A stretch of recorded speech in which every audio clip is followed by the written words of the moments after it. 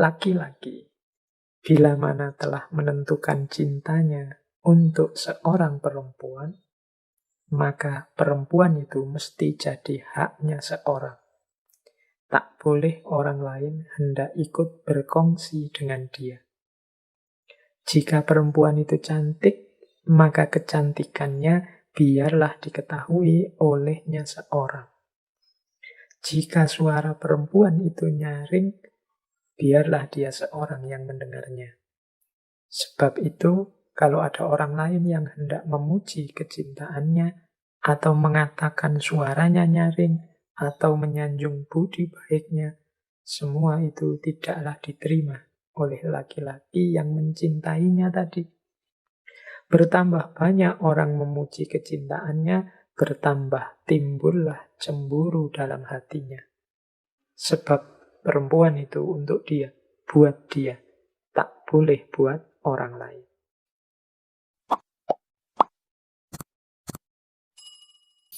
Assalamualaikum warahmatullahi wabarakatuh. Ini ilustrasi wawasan Hamka tentang cinta. Baik, ini saya ambil ya pelajaran pertama dari novel itu. Yang menurut saya unik adalah Hamka membedakan ekspresi cinta antara laki-laki dan perempuan. Coba dengarkan ada kalimat ini. Ini boleh setuju, boleh tidak setuju. Ini bahan diskusi kita. Kata Buya Hamka begini. Laki-laki, bila mana telah menentukan cintanya untuk seorang perempuan, maka perempuan itu mesti jadi haknya seorang. Tak boleh orang lain hendak ikut berkongsi dengan dia. Jika perempuan itu cantik, maka kecantikannya biarlah diketahui olehnya seorang. Jika suara perempuan itu nyaring, biarlah dia seorang yang mendengarnya. Sebab itu, kalau ada orang lain yang hendak memuji kecintaannya, atau mengatakan suaranya nyaring, atau menyanjung budi baiknya, semua itu tidaklah diterima oleh laki-laki yang mencintainya tadi. Bertambah banyak orang memuji kecintaannya, bertambah timbullah cemburu dalam hatinya. Sebab perempuan itu untuk dia, buat dia, tak boleh buat orang lain. Tetapi cinta perempuan kepada laki-laki sebaliknya dari itu. Laki-laki pada pemandangan perempuan adalah laksana dukuh emas yang tergelung di lehernya, atau gelang bertatah berlian yang melilit tangannya, perhiasan yang akan dibanggakannya kepada kawan sesamanya. Seburuk-buruk kecintaannya, akan lupa dia keburukan itu kalau laki-laki lain atau perempuan lain memujinya dekat dia. Mengatakan dia seorang laki-laki yang tangkas, berbudi, ternama, termasyhur, dan lain sebagainya. Ini Hamka punya teori bedanya laki-laki dan perempuan saat mencintai. Kalau laki-laki sedang jatuh cinta, maka perempuan itu hanya milik dia. Tidak boleh dimiliki orang lain. Kalau ada orang lain kok ikut menikmati kecantikannya, memuji kelembutannya, kemudian mengomentari indah suaranya, laki-laki tidak terlalu suka yang seperti ini. Pokoknya kekasihnya, perempuannya itu ya hanya untuk dia. Dan kata Hamka, laki-laki itu makanya mudah timbul cemburu. Kalau perempuan yang dicintainya punya relasi, punya koneksi, dipuji orang, pokoknya perempuan ini harus miliknya dia saja. Tidak boleh orang lain ikut-ikutan dalam hal apapun. Nah itu cirinya laki-laki. Ini Buat perempuan coba didiskusikan, coba dicek apa benar begitu pasangannya, suaminya. Ini secara umum ya, kasus-kasus khusus ya mesti saja ada. Pak, pasangan saya laki-laki itu tidak terlalu cemburuan itu Pak, saya dibiarkan saja ngapa-ngapain. Ya bisa dicek apakah dia benar mencintai atau memang dia tidak mengungkapkan kecemburuannya. Dia menyembunyikan itu. Bisa jadi begitu. Itu kalau mengikuti teorinya Hamka. Sebaliknya perempuan. Bagi perempuan, laki-laki itu seperti perhiasan yang dia miliki. Kalau perhiasan itu kan tidak hanya untuk disimpan. Kalau bisa dipamerkan. Biar orang lain tahu. Jadi dia senang kalau ada orang memuji laki-lakinya. Sebagaimana dia senang kalau ada, wah perhiasanmu bagus, wah bajumu indah, wah barang-barangmu kok elit semua, mewah semua. Itu kan senang kalau perempuan dipuji seperti itu. Sama ketika laki-lakinya dipuji orang. Kebalikannya yang laki-laki tadi kan tidak selalu nyaman kalau ada orang memuji-muji perempuan yang dia cintai. Tapi perempuan senang kalau ada orang muji-muji pasangannya. Wah, kadang-kadang kalau katanya Hamka di yang terakhir itu, dia tahu jelek-jeleknya suaminya, jelek-jeleknya pasangannya itu dia tahu persis.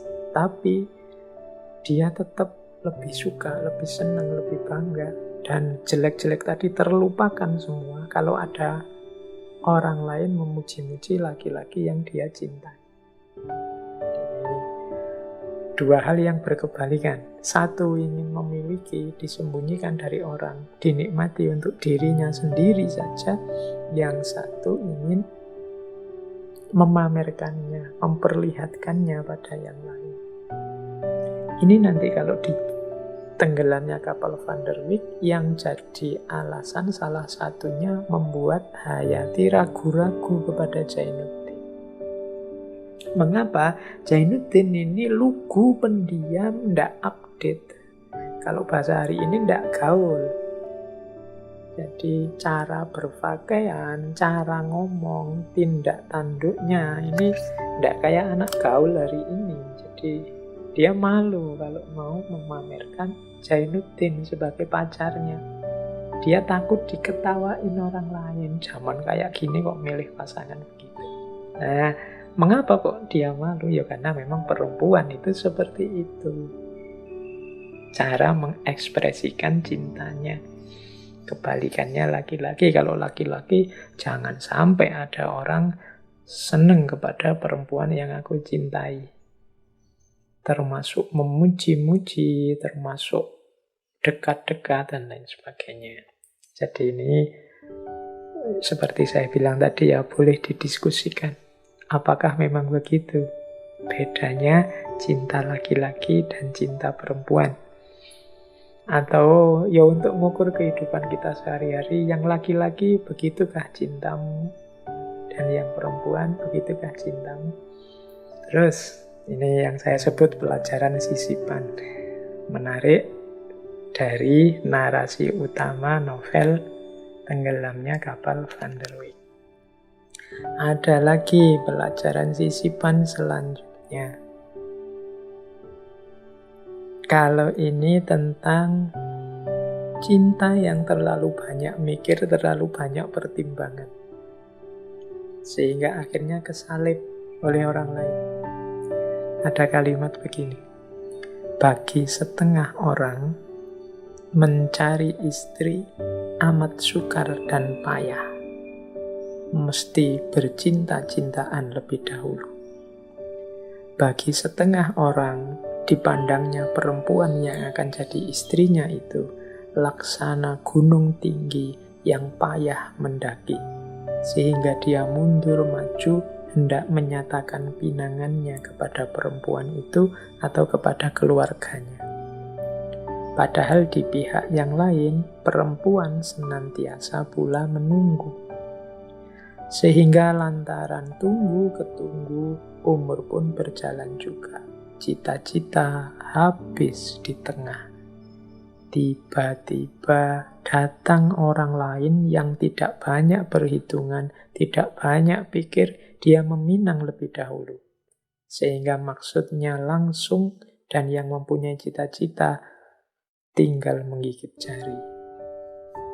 Ini pelajaran bagi yang terlalu banyak pertimbangan dan terlalu menunggu, terlalu sabar menanti. Sabar itu bagus, terlalu sabar tidak bagus. Cinta memang jangan kehilangan akal sehat. Berpikir harus tetap jernih, tidak boleh sembrono, perlu pertimbangan-pertimbangan. Tapi juga jangan terlalu lama berpikir, akhirnya serba ragu. Karena terlalu lama ragu, tidak maju-maju. Umur semakin bertambah, akhirnya ditikung orang. Ada yang nikung tengah jalan, tidak pakai mikir, langsung ngelamar. Orang tuanya yang nunggu-nunggu anaknya kok tidak ada yang meminang, ada yang ngelamar, ya diterima. Akhirnya nangislah dia. Bikin puisi, bikin syair, nyanyi lagu sedih. Yo, terlalu panjang berpikirnya, terlalu banyak pertimbangan. Ada yang bilang orang itu kadang-kadang kalau terlambat menikah biasanya tambah lambat. Karena pertimbangannya tambah banyak, karena dia tambah dewasa, tambah pinter, mikir macem-macem. Kalau sudah nikah, mau dikasih makan apa, nanti aku cocok apa enggak sama dia. Dia sio apa, aku sio apa, dia yin apa yang, dia mikirnya tuh, akhirnya enggak maju-maju, ya wes, disalib orang, ditikung orang. Akhirnya nangis juga. Nah, ini pertimbangan juga ya untuk teman-teman. Mungkin yang sudah cukup umur, sudah punya andalan, ya pekerjaan tetaplah. Tidak harus yang sampai nunggu kaya raya, punya rumah, punya mobil sendiri. Kalau memang sudah ada calon, sudah ada yang bisa diandalkan, sama-sama punya rasa, tidak usah menunggu, jalan saja, menikahlah. Ya, memang mungkin ada bayangan-bayangan nanti sulit ini, nanti susah itu. Tidak ada yang tidak ada kesulitannya dalam hidup ini, apapun itu. Maka kalau memang sama-sama suka, kemudian perangkat sarana prasarananya siap, menikahlah. Kalau dalam agama itu kan ada, itu dulu saya jelaskan di sesi pernikahan, kapan seseorang wajib menikah, kapan seseorang sunnah menikah, tapi ada kalanya memang masih makruh, bahkan haram menikah. Ada situasi-situasi yang menuntut itu. Maka teman-teman, ya silahkan. Teori sudah banyak, tidak usah mikir sendiri yang terlalu jeli. Kalau memang sudah ada kecocokan, jalanlah, menikahlah.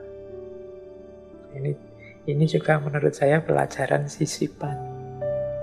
Jadi tentang pertimbangan dan penantian. Yang perempuan juga begitu. Ya, jangan terlalu sabar menunggu. Ingatkan terus, kalau kalian memang saling mencintai, untuk segera serius. Tidak hanya cinta-cintaan, tidak hanya sekedar WA-an tiap malam bilang I love you, I miss you terus-terusan. Menikahlah kalau memang sudah merasa mampu dan saatnya. Tidak usah nambah-nambah kewajiban yang tidak wajib. Nunggu lulus S3 dulu. Nunggu punya mobil dulu. Nunggu, tidak ada yang mewajibkan itu. Agama ada, tradisi, tidak ada yang wajib itu. Yang penting segala sarana prasarananya cukup. Nanti tidak dianggap kalau menikah nanti dua-duanya sengsara karena belum punya pekerjaan tetap dan macam-macam. Kalau alasan-alasan yang elementer ini sudah beres, ya menikahlah.